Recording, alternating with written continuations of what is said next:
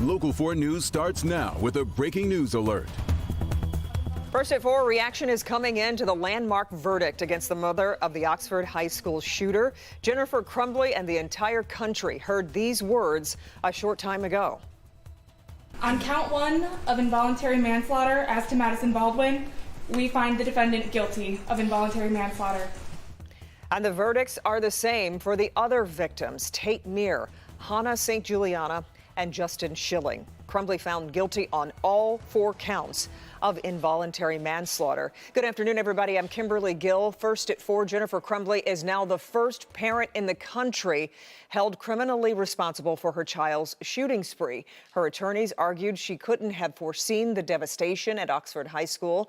A short time ago, the jury foreperson gave a brief comment on how jurors reached those guilty verdicts. The thing that really hammered it home is that she was the last adult with the gun. And that's where I'll end my comment. Thank you. Now, that jury person did not share her name and also says reaching a verdict was a very difficult decision and that they took it very seriously. Sean Lay was in the courtroom for the verdicts and joins us live. Sean, what was it like inside as those verdicts were read?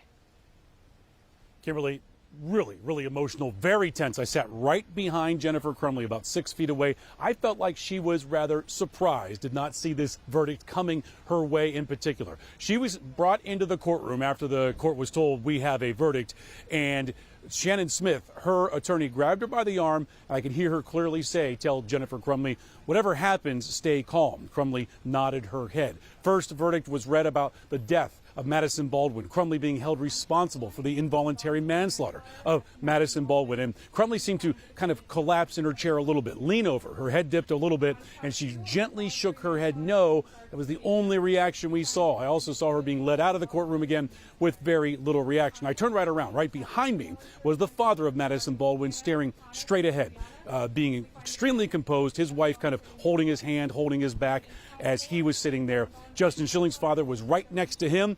He was waiting for his son's name to be called, and Jennifer Crumbly linked and convicted of his involuntary manslaughter as well. You'll remember Justin Schilling's father had a fiery victim impact statement at the sentencing of the shooter, and he just looked like he had steely determination to see this through no matter how difficult for his son. One more thing, Kimberly, the prosecutor here in Oakland County, risking this, taking this to a trial, and she came around right away and gave a hug to Madison Baldwin's father. We'll show you this at 5 o'clock. He just said very quietly, thank you. She's not able to speak with us, the news media. There's still a gag order on this because sentencing is coming up in April. Yeah, that's right. And there's still another trial to come too, Sean. So what's the status of the case against the shooter's father, James Crumbly?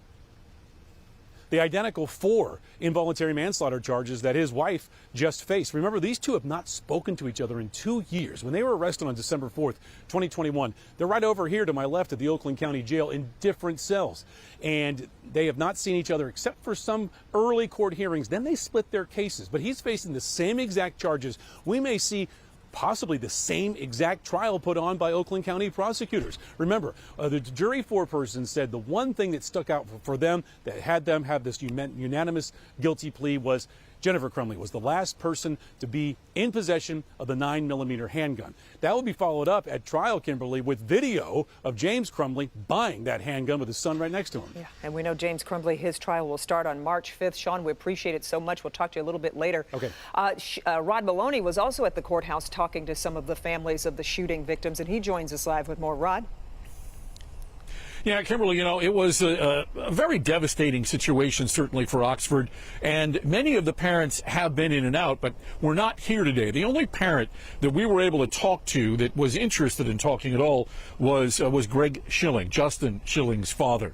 He had a lot to say, and one of the things that he really stressed in all of his comments was that he understood the ramifications of this verdict, that this resonates coast to coast because he says there has not been enough to bring accountability to these mass shootings, particularly mass school shootings. So let's hear what he had to say. The cries have been heard, and I feel that this verdict is going to echo throughout every household in the country, and I feel it's necessary, and I'm happy with the verdict, even though it's still a sad situation to be in. It's got to stop. Everything that's going on, we have to address everything. And so he addressed that more at length, and also his thoughts on Jennifer Crumbley herself and her performance in her cross-examination. So we'll be bringing that to you coming up on Local 4 News at 5 and again at 6. Reporting live from Pontiac, Rod Malone. Local 4. We will see you soon, Rod. We appreciate it. And our coverage will continue. As Rod said, at 5 and 6, we'll be getting more reaction and talking with an expert on what this verdict could mean for the case against James Crumbley. These cases are making history, so stay with us as our coverage continues. Auburn Hills police are asking for help finding a mother and her infant daughter. 32-year-old Amanda Proel Smith and her daughter Eliza have not been seen or heard from since Friday. Family members say Rose Proel got into an altercation with her mother. Police are sharing doorbell camera video of them leaving. Investigators say Proel Smith has a long history of mental illness and is unable to care for herself or her daughter. If you see them, give Auburn Hills police a call. In downtown Detroit, the transformation of the Joe Louis Arena from stadium to luxury apartments is now complete. City leaders celebrated the opening of the residences at Water Square on the arena's former site. We're told the all-glass high-rise offers luxury living like Detroit has never seen. And the prices match that promise, because we saw a one-bedroom on the 10th floor that cost about $2,900 a month. The building's website shows no vacancies on the lower floors. All right, well, we saw sunshine in downtown Detroit today, and this is what folks in Ann Arbor are seeing this afternoon. You'll be feeling a little bit of a warm-up this week. Ron Hilliard is in for Kim with the first forecast. Hi.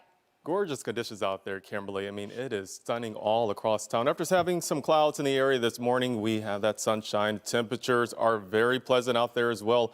We're in the 40s in most parts of southeast Michigan. 43 in Detroit, 44 for Howell, 43 Pontiac.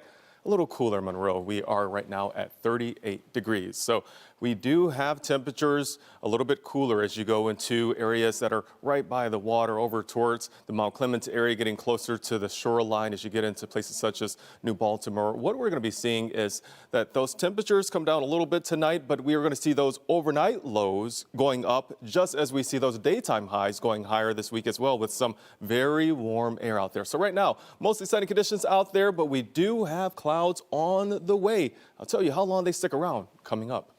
Okay, Ron, thank you. President Joe Biden is urging Congress to show some spine, as he calls it, and stand up against former President Donald Trump. Right now, a vote on a compromise border bill is stuck, losing Republican support even in the Senate.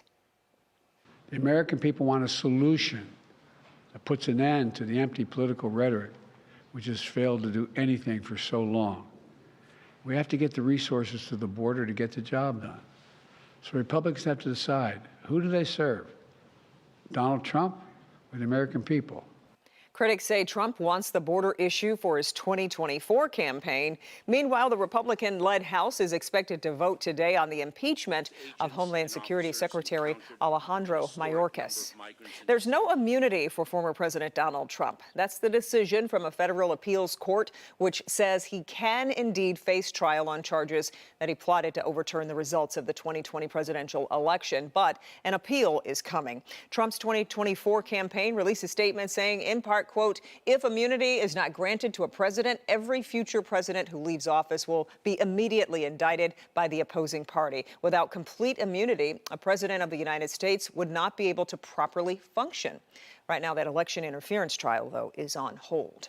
All right, now let's head to the third largest city in Michigan. And if you didn't already know, that city is Warren. It's also a city on the cusp of major changes with a new mayor for the first time in 16 years. It's the perfect time for our In Your Neighborhood series to travel to Macomb County. Karen Drew and Damon Fernandez are there live right now, and they join us with more. Hi, guys. Hey there, Kim. We are so excited to be making this stop in Warren today. What more than a fitting place to be live than right here inside of the Warren City Hall. Now, we know it was a couple of viewers who actually recommended this stop in your neighborhood, partly because they're really optimistic, also encouraged by the city's new administration as well as the new leadership. Yeah, when we make these stops in your neighborhood, we always like to dive into some of the issues and concerns that are important to you. You know, Warren is a growing city. Auto manufacturing continues to be big business here. Talks about new development and building a downtown district remain top of mind for many residents in this area, but the timeline of that potential project remains an issue, unanswered. In addition to neighbors, I also spoke with a couple of new city council members for some of their perspective. We have a top-notch administration now in the city that is going to be, even more outgoing in providing outreach and information and public transparency. We do want to attract the people here. We want people to come from all over and see the beauty of the city of Warren. Lots of stories to share from Warren. Also tonight at 5:30, you will hear more from residents about why they love calling this a city home. Also, Mayor Stone is going to be joining us live. She's been meeting with residents, holding these listening sessions, trying to find out exactly what they are so concerned about. So we're going to hear exactly what they're saying and what her plans are to fix some of those issues. Also, consumer investigator Hank Winchester, he will be with us. He is meeting with people right now over at Taco King on 12 Mile. Hank and other Local 4 folks are there to talk about those consumer problems that are on your mind here in Warren. They'll be hanging out through 6 o'clock, so make sure to stick around for our live newscast tonight at 5:30. Yeah, for now, Kim, we'll send things back to you. Okay, guys, thanks so much.